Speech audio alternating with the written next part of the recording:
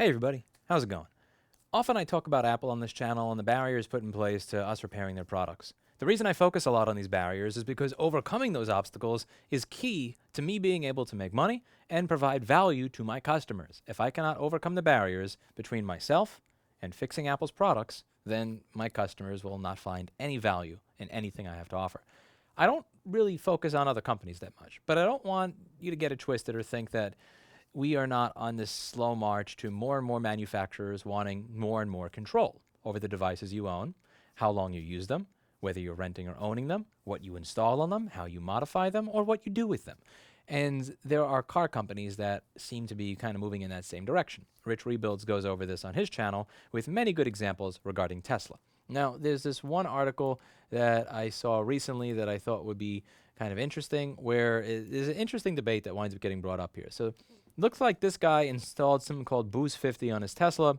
Long story short, this allows you to get some better 0 to 60 acceleration times without having to pay Tesla $2,000 for their boost acceleration, whatever. And to be clear, from what I've been told, if you pay the extra $2,000 for their boost acceleration thing, it's not like they're giving you better motors with better windings or stronger batteries that can put out more amperage.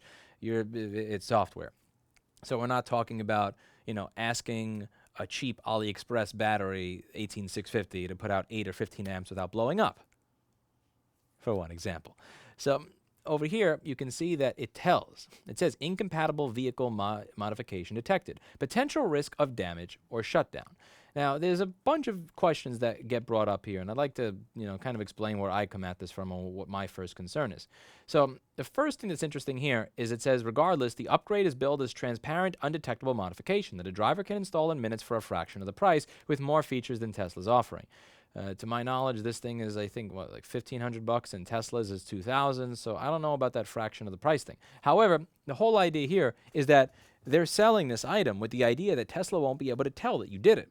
Obviously, that's incorrect because they can.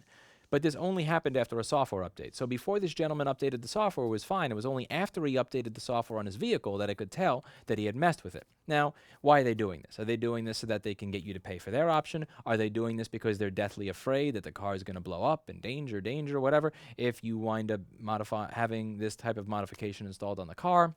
There's a lot of questions that come up here. The first question is regarding warranty. Are they going to void your warranty, and should they void your warranty if you install this in the car? My opinion, no. There's something called a Magnuson-Moss Act. The way the Magnuson-Moss Act works, whether we're talking about a car or a MacBook, is that the manufacturer cannot just say we're voiding your warranty because you've changed something on the product. They need to actually prove that this is why it died. I can't tell you how many customers with 2011 MacBook Pros came to me after the recall program came out in 2015 saying, Apple said they'd replace my GPU for free. They opened up my computer and saw a crucial SSD and said that voided my warranty. And I would have to explain this to them. I would have to print out all this stuff for them and tell them, go back to the Apple store and be very polite, but tell them you'll leave the store when they honor the law. They need to explain to you how it is that you putting this solid state drive in the machine caused that piece of shit AMD graphics chips to fail. The burden of proof is on them. It doesn't mean that a manufacturer must warranty everything, even if someone breaks it. It simply means that the manufacturer needs to tell you how that happened. So if it looks like you mangled up the GPU area, or you destroyed it, or you smashed it or something, that's different from you replaced the SSD. You get what I'm saying? So for instance, with my own repair services, if I fix a MacBook and a customer brings it back to me and says, you fixed the motherboard 2 months ago, you have this warranty, I want it fixed again, and I open it, and I see that they tried to replace a thermal paste, but they got the screws wrong for the heatsink. They didn't put the short screws in, they put the long screws in, and it went all the way right through the board and just scratched away everything. I can say, listen, I didn't give it back to you like this. I cannot cover this under warranty. You modified it, but here's how you destroyed it. You put the long screw in the short hole. I'm not warranting this. However, if you open up the bottom case and then you close it, you just want to clean out the dust, and you put the wrong screws in the bottom casing, I can't then deny you warranty for the motherboard repair because you put the wrong screws in the bottom casing, because that has nothing to do with the board repair. There is no way, no matter how long your screw is, that you can put that wrong screw in the bottom case and screw up the motherboard in any way on a MacBook. So the burden of proof is on me to explain how you voided the warranty. And I do genuinely wonder if when this is brought back to a dealership or any sort of authorized Tesla refurbishing place, are they going to log this information and deny people like this warranty because they had this type of modification installed, which in many cases does a lot of the same stuff that Tesla's own $2,000 module does? That is a question. Now, there's a raging debate on that. Should they deny the warranty or shouldn't they? Well, some people say, well, you screwed with it, they should deny it. Yeah, that's not really what the law says. The law says you got to say, and it can't just be, well, you installed this module. No. Explain how my windows not going up and down anymore has anything to do with the fact that I installed this acceleration module. Burden of proof is going to be on Tesla, I believe, to explain these things, as I think it should be, as per Magnus and Moss. You cannot say that the reason that we're not covering this GPU defect under warranty because you installed a crucial SSD in the computer, and you cannot say that all warranty on the car is void because you put this in there. Which then that just kind of begs the question as to why it's even there. I also think this is going to create this cat and mouse culture between Tesla and the company making this upgrade that's going to be good for no one. People don't like being wrong, and they don't like being challenged. One thing I've noticed over the course of my life is that people are very hesitant to say, I'm sorry, or you're right, I got that wrong, I screwed up. And the reason many people, including myself and most human beings on Earth, are often hesitant to say these things under certain circumstances is because of how we respond. If I say in a thread, like I remember this one recent one with New York real estate where someone explained where I was wrong about something, oh, great video, here's something you got wrong. I'll say, yeah, my apologies, thank you for clarifying. However, when people say, hey, you fucking moron, you idiot, I can't believe you got that wrong, you fucking loser, piece of shit, blah, blah, blah.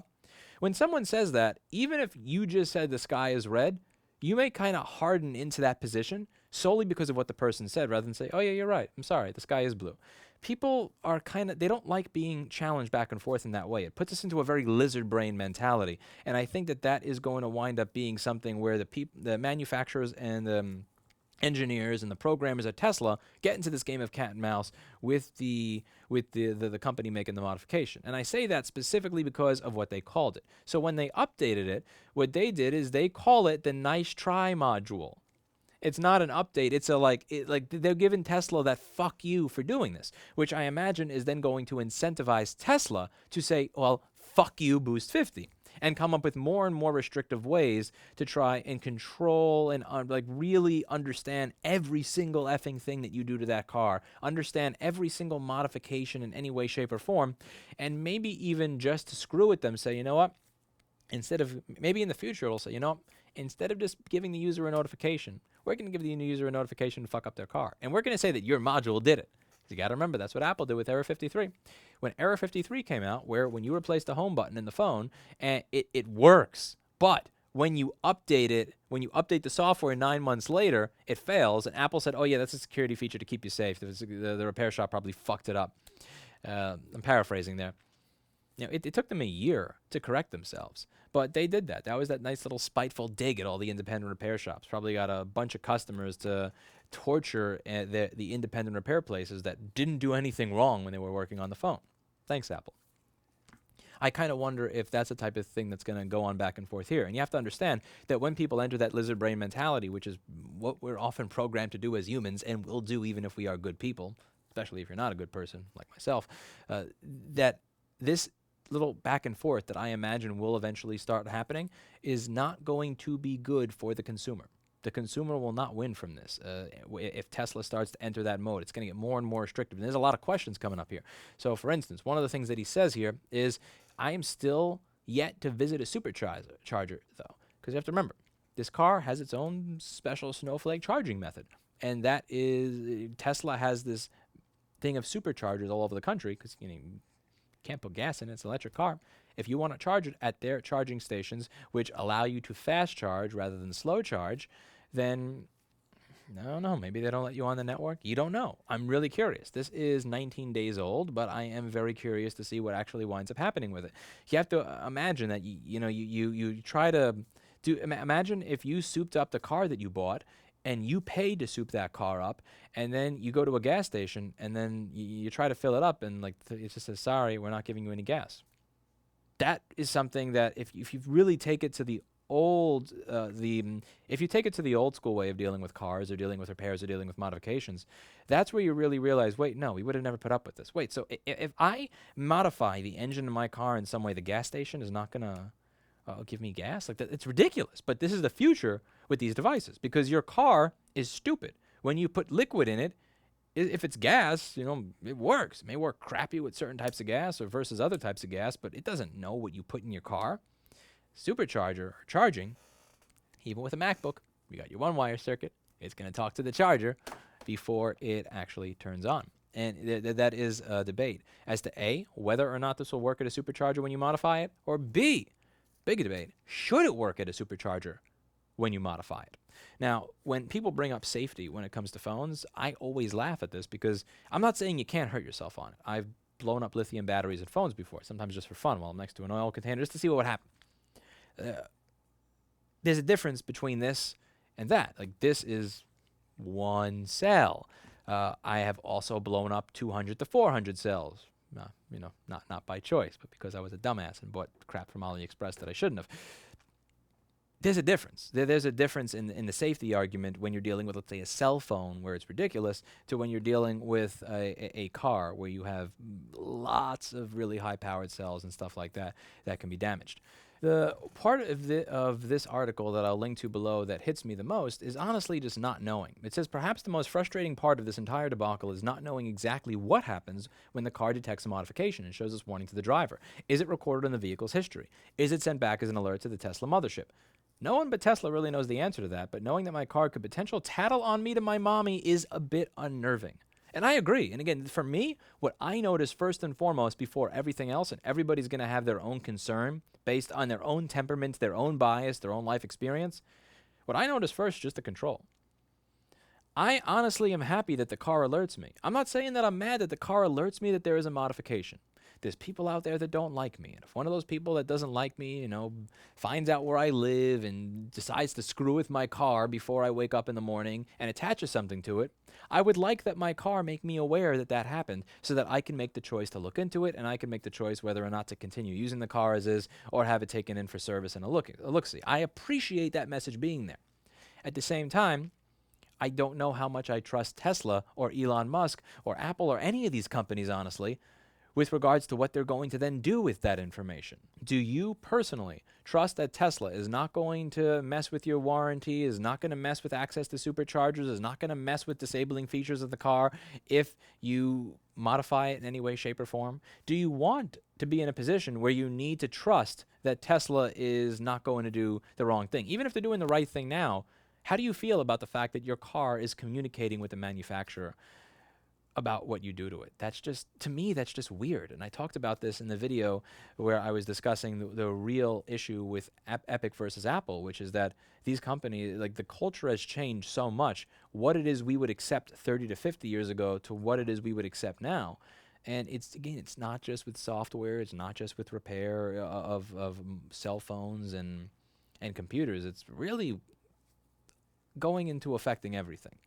What do you think? Let me know in the comments down below. I don't really talk about the car world much because I don't really know much about the car world, but I do get concerned when I see somewhat Apple-ish tactics kind of slowly, moving their way outside of consumer electronics and moving their way into automotive, appliances, and God forbid everything else that we use that we rely on. Let me know what you think in the comments down below. I'll see you all in the next video. Bye now.